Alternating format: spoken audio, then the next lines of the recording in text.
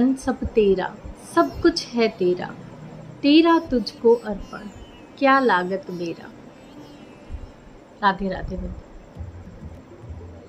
जिसका ये सारा संसार है, जो इस सारे संसार का रचयिता है, जो हमारा पल पल पालन पोषण कर रहा है, उसे हम क्या चढ़ा सकते हैं।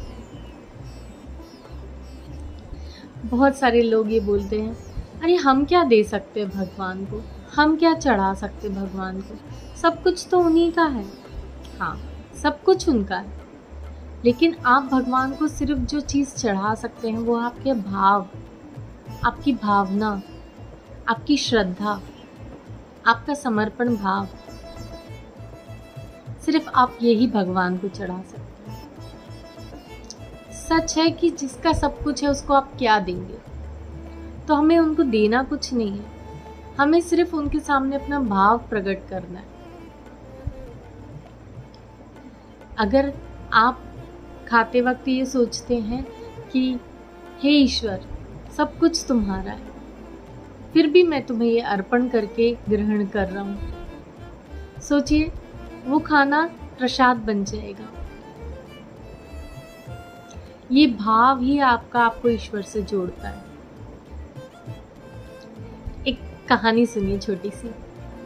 एक गरीब ब्राह्मण था, वो दिन भर में उसको जो कुछ भी मिलता था वो भगवान को अर्पण करता था मंदिर जाकर, और फिर उसे ग्रहण करता था। एक दिन उसे कुछ भी नहीं मिला।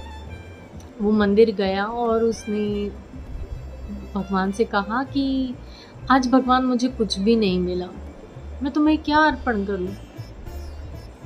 फिर उसने सोचा कि जो चीज़ मैं खा सकता हूँ वही मैं अर्पण कर देता हूँ। उसने देखा सामने एक पेड़ था, उसने पेड़ के 4 पत्ते तोड़े, 2 भगवान को चढ़ाए और भगवान से कहा कि आज मैं भी यही खाऊंगा और तुम भी यही खाओ। इतने में उस पंडित वहाँ उस मंदिर के पुजारी जी आ गए। उन्होंने बोला, ये क्या चढ़ा रहे हो। ब्राह्मण बोला कि ये 2 पत्ते चढ़ा रहा हूँ महाराज, क्योंकि आज मुझे कुछ मिला नहीं है ना खाने के लिए, तो मेरे पास कुछ था नहीं चढ़ाने के लिए। तो पंडित जी नाराज हो गए, बोले कुछ नहीं था तो कुछ नहीं चढ़ाते, ये पत्ते क्यों चढ़ा रहे हो, भगवान क्या पत्ते खाएंगे। ब्राह्मण ने बोला कि भगवान, मैंने तो यही सोचा कि जो मैं खाऊंगा वो मेरे भगवान खाएंगे, और ये भावना से मैंने पत्ते चढ़ा दिए। पंडित जी ने वो पत्ते हटा दिए वहाँ से और कहा कि तुम जाओ। वो ब्राह्मण बहुत दुखी मन से चला गया और अपने आप को कोसने लगा कि मैंने क्या चढ़ाया भगवान को, भगवान सचमुच क्या पत्ते खाएंगे। ऐसे सोचकर वो वहाँ से चला गया। उसने कुछ नहीं खाया पिया और वो सो गया।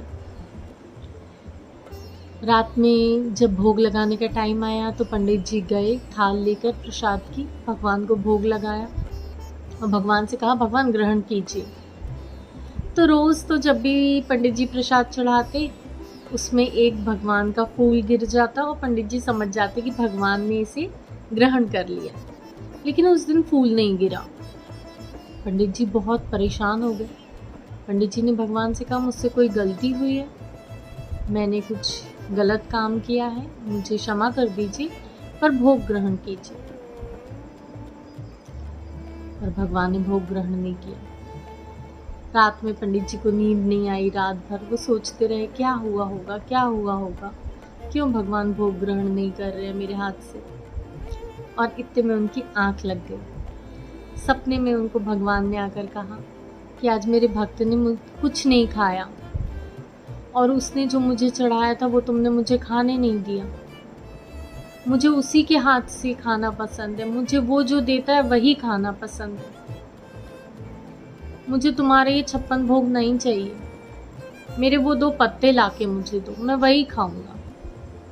पुजारी जी की चौंक कर आँख खुल गई और वो समझ गए कि उनसे बहुत बड़ा अपराध हुआ है। वो दौड़कर उस गरीब ब्राह्मण के यहाँ गए और उन्होंने उस ब्राह्मण से कहा कि ब्राह्मण मुझे क्षमा कर दो और मेरे साथ चलो। ब्राह्मण ने कहा, क्या हुआ महाराज। नहीं, चलो तुम मेरे साथ मंदिर। ब्राह्मण आया मंदिर। पंडित जी ने ब्राह्मण को बिठाया और कहा, ये है थाल, जो भगवान ने आज ग्रहण नहीं करी। सिर्फ इसलिए ग्रहण नहीं करी क्योंकि तुमने कुछ नहीं खाया और मैंने उन्हें तुम्हारे चढ़ाए पत्ते नहीं खाने दिए। तो तुम भगवान को अपने हाथ से खिलाओ, क्योंकि उनको तुम्हारे हाथ से खाने में रस आता है। जो तुम चढ़ाते हो वो उन्हें खाना पसंद है। ब्राह्मण ने भगवान को अपने हाथ से खिलाया और खुद भी ग्रहण किया। इसे कहते हैं श्रद्धा और इसे कहते हैं भाव। और भगवान सिर्फ भाव के भूखे हैं और कुछ भी नहीं। आप कुछ भी चढ़ाइए उन्हें, प्रेम से चढ़ाइए। भक्ति में, प्रेम में कोई नियम नहीं है। एक ही नियम है कि आपका आपके ईश्वर के साथ इतना जुड़ाव होना चाहिए कि आपके दुख में आपका ईश्वर आपके लिए खड़ा हो जाए। और ऐसा होता है। भगवान प्रेम के भूखे ये हमने कई बार देखा है। चाहे आप शबरी के बेर देख लीजिए, शबरी के झूठे पेड़ भगवान ने कितने प्रेम से खाए। ईश्वर बहुत सरल है और ईश्वर को सरलता ही पसंद है। राधे राधे।